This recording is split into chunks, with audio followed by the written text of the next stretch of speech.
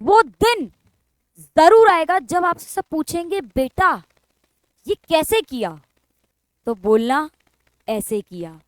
Hello मेरे प्यारे बच्चों, हेलो मेरे क्यूटीज, हेलो मेरे बिडू लोगो, I hope you people are doing well at your end. और आज और अच्छा फील कराने के लिए एक ऐसी स्ट्रैटेजी लेकर आई हूँ। बोलो ये मैडम क्या फालतू गिरी, 8 दिन के अंदर 98% हाफ ईयरली में कोई मजाक है क्या? हम पूरे साल से पढ़ रहे हैं, पूरे महीनों से पढ़ रहे हैं, हम बारात में आए हैं क्या? हाँ जी बेटे बारात में आए हो, क्योंकि अब मैं आपको बताने वाली हूँ कि एक्चुअली 8 दिन में देखो बेटा, ये ध्यान रखना, जिस बच्चे ने पूरे महीने पढ़ाई नहीं करी है वो अलग से मोटिवेशन लेकर लास्ट के महीने में भी 8 के दिन में पढ़ाई नहीं कर रहा है। जिसने थोड़ी बहुत पढ़ाई करी है, जो एक्चुअली सीरियस है, वो इन 8 दिन में अगर थोड़ा सा भी सीरियस हो गया और इस प्लान के अकॉर्डिंग चल लिया तो 98% हलवा है, ये मेरी गारंटी है।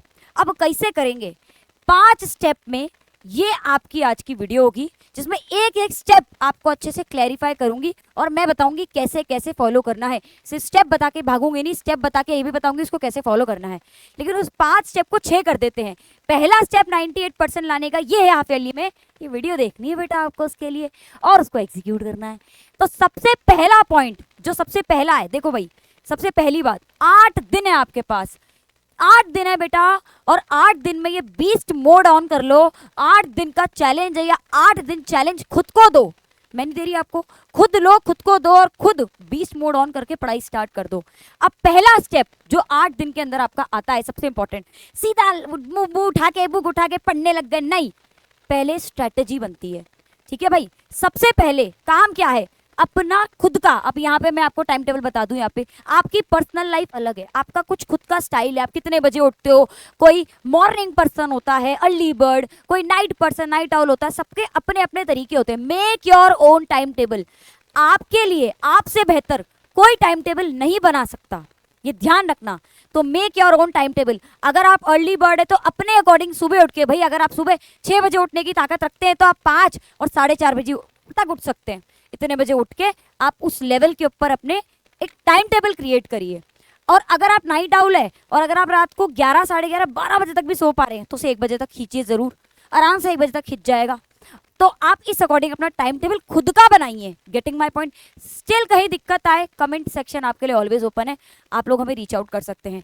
अगर मैं आगे की बात करूं तो स्टेप 2 की अगर मैं बात करूं तो वो है, अब देखो, अब आपका टाइम टेबल बन गया। अब टाइम टेबल जब बना रहे होगे तो एक स्टेप 2 का ध्यान रखना, आपको सिलेबस का जो सीन है वो सॉर्ट होना चाहिए कि भाई मेरे कितने सब्जेक्ट है, कितने डिलीटेड टॉपिक है, क्या आ रहा है, कैसे पढ़ना है। तो आपका सिलेबस का क्या सीन सॉर्ट होना चाहिए, उसको भी मैडम एक्सप्लेन कर दो। ऐसे नहीं बस सिलेबस का सीन सॉर्ट कर देना मैं भाग गई, अब मैं बताऊंगी इसको कैसे सॉर्ट करोगे, क्या सीन सॉर्ट करना है।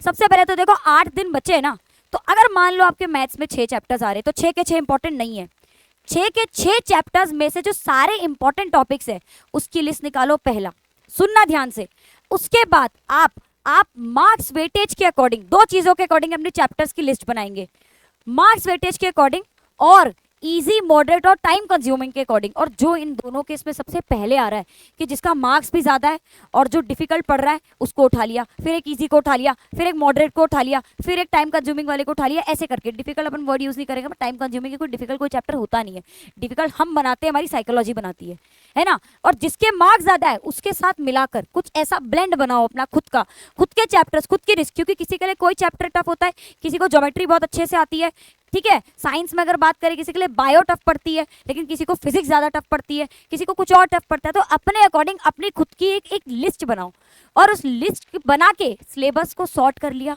आपने, अपना टाइम टेबल बना लिया, अपना सिलेबस सॉर्ट कर लिया। अब आप तैयार हो गए अपनी पढ़ाई स्टार्ट करने के लिए, अब तैयार, क्योंकि देखो सीधा मुंह उठा के पढ़ना कोई मतलब नहीं। कोई टीचर आपको पढ़ाने भी आते तो एक प्लानिंग प्लॉटिंग करके आते हैं, और आप भी पढ़ेंगे तो एक प्लानिंग प्लॉटिंग करके ही पढ़ेंगे। अगर दूसरी बात करें 3rd स्टेप की, अब आप पढ़ना स्टार्ट करेंगे। आप चाहे तो वन शॉट देखिए, आपको खुद से देखो, वन शॉट सबसे बेस्ट होता है। छोटे छोटे वन शॉट देखो, अभी समय पे ज्यादा टाइम नहीं है कि आप 4-4 घंटे का वन शॉट देखेंगे। 8 दिन में अगर आप पढ़ाई के लिए सोच रहे कि मैं 4-4 घंटे का वन शॉट देख लूंगी तो वो वर्थ इट नहीं है। अच्छा, अब नोट्स की बात अभी बताऊंगी। एक अभी ऐसी कि नोट्स का क्या करे टीचर जी, नोट्स तो सबसे ज्यादा टाइम लेते हैं। फिर आप क्या करिए, पहले आपने वन शॉट देखा, नोट्स आपने नोट से पढ़ाई करनी है। नोट से पढ़ाई करने के बाद आप एनसीईआरटी उठाएंगे, उसके एग्जांपल्स करेंगे, उसके क्वेश्चंस करेंगे। उसके बाद आप, अभी आपकी एनसीईआरटी भी कंप्लीट होगी with all the questions and examples. Example को छोड़ना नहीं है, अंडररेटेड है, ठीक है ये चीज, ठीक है, सारे सब्जेक्ट की एनसीईआरटी। उसके बाद आप उसके PYQs और सैम्पल पेपर्स लगाएंगे उससे रिलेटेड, ठीक है। अब नोट्स का क्या सीन है सिस्टम जी, मतलब टीचर जी, तो देखो बेटा ये समय नहीं है कि आप इन 8 दिन में बैठ के हर चैप्टर के आगे 4-4 घंटे का वन शॉट देख रहे हो, अभी नोट्स बना रहे हो, बारात में तो आप आए नहीं है, नोट्स बनाने में 20 दिन लग जाएंगे, तो ये तो बिल्कुल नहीं। अभी ये समय, अभी ये नहीं है कि अब हम नोट्स बनाने बैठे। नोट्स बनाने का तरीका और नोट्स बनाने का जो हैबिट है इनकलकेट कब करेंगे, जब आपके एग्जाम खत्म हो जाएंगे, अब बाद में। अब ये समय नहीं है कि अब आप बैठ के नोट्स बनाए अपने। नोट्स बनाने की एक और ट्रिक बताऊंगी, एक तरीका बताऊंगी कैसे इसको भी आप इनकलकेट कर सकते हैं, अभी आखिर में उस पर बात करेंगे। स्टेप 5 जो है बहुत प्यारा स्टेप है, ठीक है। अब ये आपका स्टेप 3 हो गया, आपने पढ़ाई स्टार्ट कर दी अब अपनी, और पढ़ना स्टार्ट कर दिया इन दिनों के अंदर। अब क्या करेंगे, अभी ध्यान रखिएगा, डेली का जो टाइम होगा उसमें आपको स्टेप 4 एक मात्र मंत्र, ये ध्यान रखना बेटा, कोई बड़े से बड़ा टॉपर है वो आपको सीक्रेट रिवील नहीं करेगा, वो अपना पढ़ाई के अंदर पढ़ने का समय कम रखता है पर उसमें अपनी प्रैक्टिस का समय ज्यादा रखता है, ये आप देखना।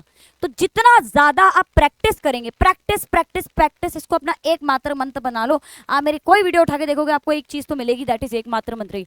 और प्रैक्टिस में भी ये 2 R का दिमाग में रखना है बस। एक है रिप्रेजेंटेशन, इन 2 R से होगा बेड़ा पार, और एक है रिप्रेजेंटेशन और एक रिविजन। भाई जितना आप ज्यादा, आप देखो सिलेबस के पीछे नहीं भागना, क्वांटिटी के पीछे नहीं भागना, क्वालिटी करनी है। अगर मान लो 6 है तो 4 चैप्टर ही करो, पर ऐसे करो कि आपसे कोई छीन ना पाए।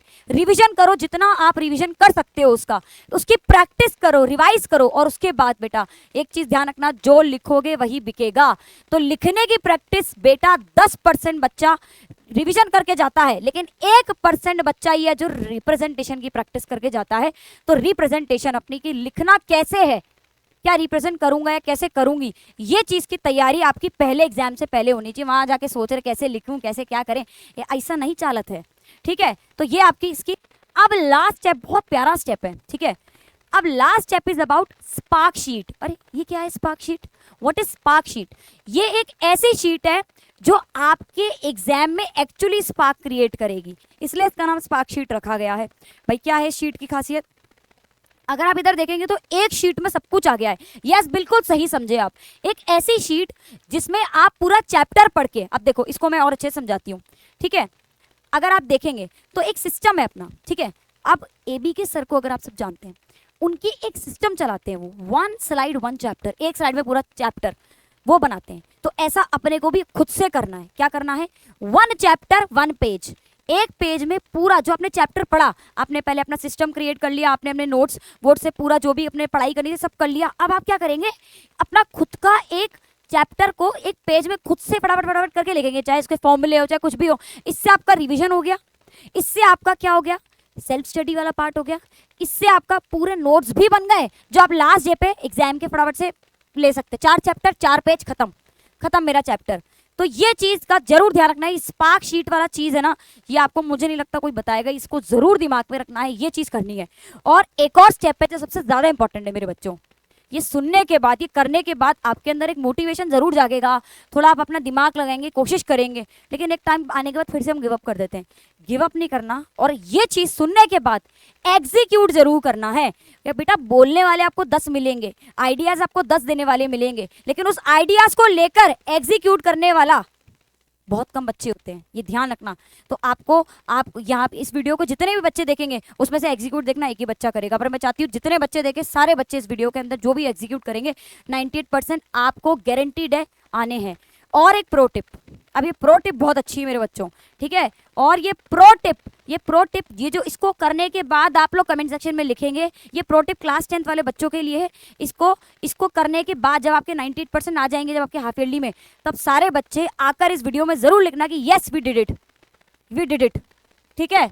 अब ये प्रो टिप बहुत अच्छी है, अगर साइकोलॉजिकली दिमाग है। हाफ ईयरली का पेपर 9th और 10th दोनों का स्कूल वाले ही बनाते हैं, 10th वालों का भी स्कूल वाले ही बनाते हैं। अब स्कूल वाले यहाँ दिमाग क्या लगाएंगे, स्कूल वाले कहेंगे यार सैंपल पेपर आ तो रखे CBSE के हैं, CBSE के सैंपल पेपर आ तो रखे, उसी में से थोड़े बहुत क्वेश्चन उठा के दे देते हैं। बेटा CBSE के दिए हुए सैंपल पेपर जरूर सॉल्व करके जाना, वो टीचर के फेवरेट होते हैं स्कूल वाले टीचरों के, तो वो जरूर करके जाना। तो अपने CBSE ने जो 2025 और 26 के सैंपल पेपर आउट करें वो सॉल्व कर लो बेटा जरूर, उसमें से देखना गारंटी कितने को आप देखना एक बार क्वेश्चन उठ के आएंगे, ठीक है। तो इसी के साथ ये प्रो टिप फॉलो करिए और ये स्टेप्स फॉलो करिए, आप फॉर श्योर मेरी गारंटी है 98% 8 दिन में आप ले आओगे। 8 दिन का टाइम टेबल बनाओ अपना। स्टिल कहीं दिक्कत आ रही है, कमेंट सेक्शन आपके लिए ऑलवेज ओपन है, ये ध्यान रखिएगा। और इसी के साथ मिलते हैं 8 दिन बाद या आपके हैप्पीली के बाद, जहां पे आपके कमेंट सेक्शन में आपसे मिलूंगी और आप आके लिखेंगे yes we did it. Have a nice day, चक दे फट्टे, जय हिंद, जय भारत।